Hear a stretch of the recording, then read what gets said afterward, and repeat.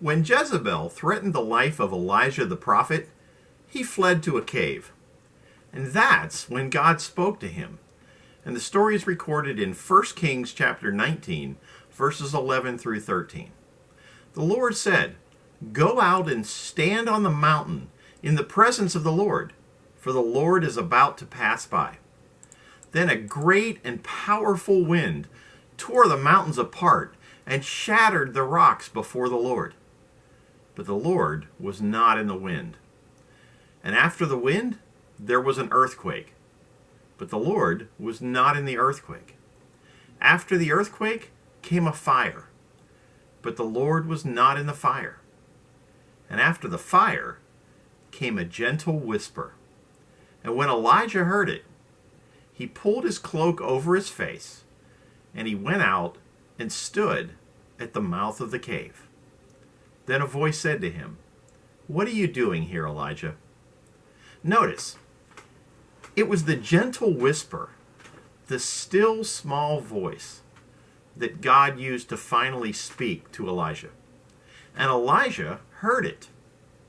God can speak to us anywhere, anytime, through anybody, in any situation. But he will often share his greatest insights when we are alone with him. And in order to hear God's still small voice, two things must happen.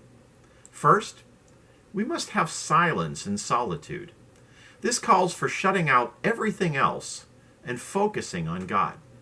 Not everyone will understand or appreciate what you're doing, but you must have silence and solitude if you are to hear from him. Secondly, you must get close to him. The average person now gets 50 to 100 texts and emails every day. Think about that. As long as we are willing to take the time to stop and listen to all those others, but not to God, our problems will not be solved, and our situation will not change. In the hymn, "Shut In with God," songwriter Everett W. Sugg put it this way: "Shut in with God in a secret place, there in the Spirit, beholding his grace, his face, gaining more power to run in the race.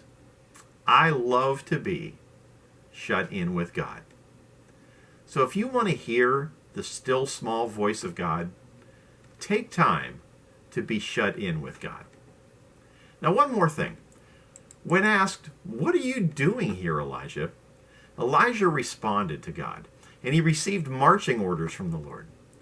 And then he obeyed. Lord, help us to do likewise.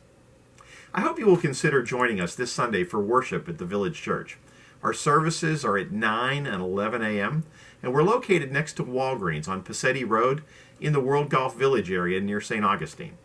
And if you can't join us in person, you are invited to worship with us online on our Facebook page or our YouTube channel, The Village Church at World Golf Village.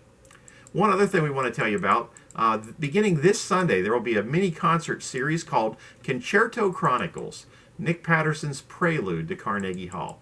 It begins this Sunday, July the 9th, at 2 p.m. at the Village Church. And there will be special guests performing beginning in September of 2023.